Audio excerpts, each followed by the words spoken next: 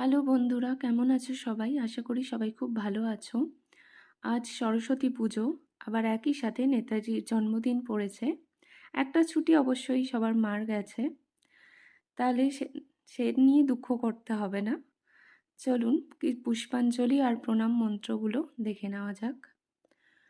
সরস্বতী মহাভাগে বিদ্যে কমললোচনে বিশ্বরূপে বিশালাক্ষী বিদ্যাং দেহি নমস্তুতে। এরপর দ্বিতীয়টা হচ্ছে